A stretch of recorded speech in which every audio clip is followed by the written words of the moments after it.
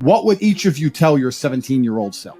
What would I stop wasting your time? So I was 17. I was working at a fast food restaurant making sandwiches. Now, the internet didn't really exist as such, but looking back on it, it was part of my journey. And I regret nothing because I ended up where I am. So would I even go back and tell myself anything is the question. If I had to, it would be to not burn so much of my time. Let's talk to the 17-year-olds who are listening. You know, do you finish your job, come home, play video games, etc.? That's what I used to do when I was 17 a little bit.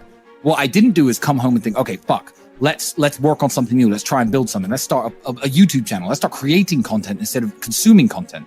I'd tell myself to be a little bit more proactive with my free time and not fuck around so much. If you had a teenage son, what would be the one piece of advice you'd give him to break through the matrix and achieve success in life? I think if you're a young man, even if you're not my child, if you're just any man who's out there in the world today, you need to look at some problems that need solving, either for yourself or for society, and find a way to fix them. And I think that you should just adopt some problems and try and fix them. It doesn't matter what it is. You can just try and fix the litter in your area, or you can try and get a six-pack, or whatever you want.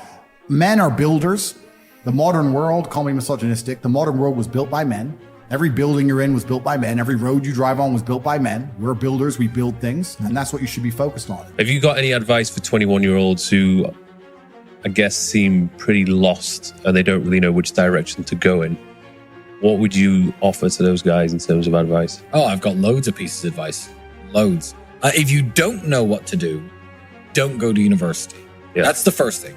If you know what you want to do and you need a university degree to do it, then obviously pursue that. If you don't know what you want to do, going to university is going to burn 3 or 4 years of your time and likely get you into a bunch of debt and a bunch of trouble that you don't need. 2, don't waste time. Yeah, don't waste time on frivolous pursuits. Stop trying to live like the man unless you've actually become the man first. And that means women. Stop trying to get laid all the time and get beautiful women. Because if you are a nobody, the time and effort it's going to take into convincing a really beautiful woman to go to bed with you is much less time than it would take me or Mike, because we are a somebody already. So you're burning your hours.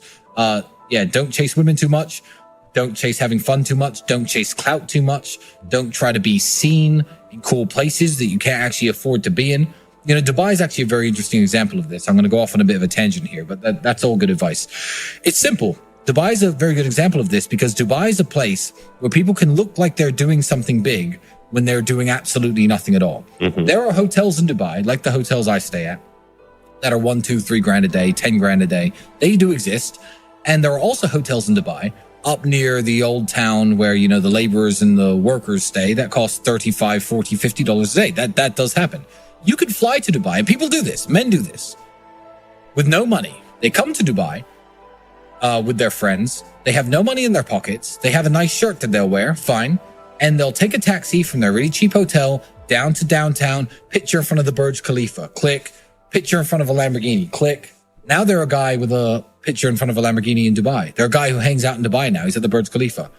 He makes less than $1,000 a month, probably. You know, people do this. They literally clout chase based on location. And that is the biggest waste of time that I've ever heard of. You know, go on a vacation within your budget and have fun with your friends, by all means, and take your mind off trying to be somebody. But yeah, people pretend too hard today. And the effort it takes to pretend short term will make you look richer or cooler or more successful than you are. But if you take all the time that you spend pretending and actually invest it into trying to become what you're pretending to be, you'll get there. Yeah. But it will take, again, 3, 4, 5 years.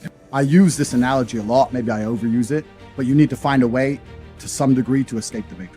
And I say the matrix because the matrix, the way it is designed. And you're not just talking shit because you've actually done that.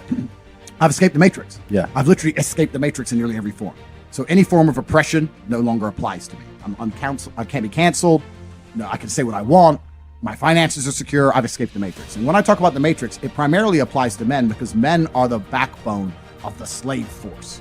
We always have been and always will be. And unfortunately now, if you're a law-abiding man inside the matrix, your future and the life that is laid out for you is nothing but depressing. You're going to go to school, you're going to get in debt, you're going to get a job, you're going to get a wife, divorce is coming, you're going to lose the house eventually, your job's shit, inflation's outpacing your wages, you're going to work, no one's going to appreciate it, now you're old and your life's over. That is the matrix for 99% of men, and you need to find a way to escape it. And I guess I was kind of fortunate from a young age. I always knew that the matrix was coming and that the system is designed to oppress. the people who make the rules do not make the rules for the benefit of us. They make the rules for the benefit of the people who make the rules. And I knew that. And I think every person intrinsically knows that. Like if it's 4 a.m. and you're sitting in a gas station and a Lambo pulls up, you're probably thinking drug dealer or criminal. You're not thinking, oh, he definitely went to school. The system is absolutely broken. It's designed to oppress. And that the majority of people who stick to the rules are going to lose. This is the knowledge that you're only going to learn the hard way. And even after I tell you, you're still not going to implement it because you don't learn anything unless it's learned the hard way. But at least if I tell you in advance when it happens, you can be like, oh yeah, I should listen. So I'll tell you a few of them I found here. Young kings, how good are you on your worst day? Are you good enough on your worst day to beat your opponent on their best day? This is the key to unlimited success. This was said to me by Tate. He said, we have to train like you're going to fight on your worst day. You might have a cold, might have COVID, might fucking broke up with your bitch, car might have broke down, bad night's sleep, who knows? And he might have everything going right. Could be a fucking perfect day for him. It's been the best week of his life. If you get knocked out, are people going to start talking about, oh yeah, I got knocked out, but you know it was his worst day and the other guy's best? Are they just going to say you lost? No room for excuses. You're a trainer, man. People often talk about their personal best or the best I can do. If the best you can lift is 200 kilo on like a one-off sometimes, don't say you can lift 200 kilo. You can't lift 200 kilo. You can lift 150 kilo every single time on your worst day. That's where your real performance level is, your worst day. Keep that in mind. Young kings, too many of you value money as if money will save you from yourself. Every single one of you reading this should be focusing entirely on changing who you are as a man. You are where you deserve to be and no amount of money will change who you are. I think I've told this story before. I've told it on a few podcasts. Anyone who watches my podcast will know. I've said this loads of times.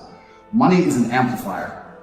You don't watch this channel because I'm rich. You watch this channel because not only am I rich and I made it all myself, which is unique, but I'm the big G. I was the big G before I was rich. Now the money amplifies, right? I was a street dog. Now I got much money, my teeth are bigger. But if I never had any teeth, money ain't gonna change anything. I use this analogy all the time. You see a Lambo pull up and a dork gets out, you're gonna think he's some super fucking crypto tech dork. He becomes a massive mega dork. You see a Lambo pull up and a big G gets out, now he's in the boss.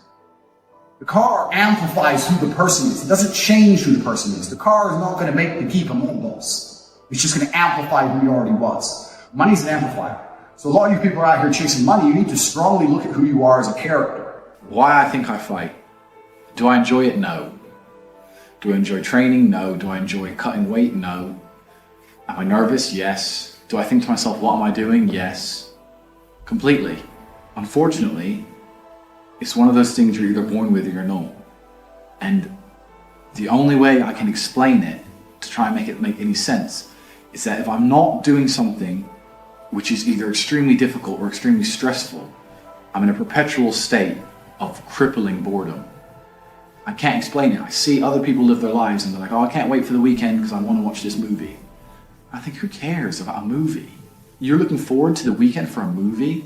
Looking forward to the weekend to get drunk? Like, these things to me are so mundane. They mean nothing. And if I don't fight, if I'm not in a situation where I'm stressed or worried or concerned, I'm just perpetually bored. And boredom's crippling. If you're an intelligent person and you've got a good brain on your shoulders, you can't just sit there bored, you know? So most smart people take the academic route to avoid boredom. They learn, but that's never really interested me either. Although I've always been an intelligent guy and I've always done well academically, it never really interested me. And then I see people climb Mount Everest or jump off buildings or do base jumping, or the guy who jumped from space. People think, what's he doing? He's crazy. I understand. Because some people can't live normal lives. Some people cannot just function 9 to 5 office job, get drunk at the weekends. That is not for some individuals, and it's not for me.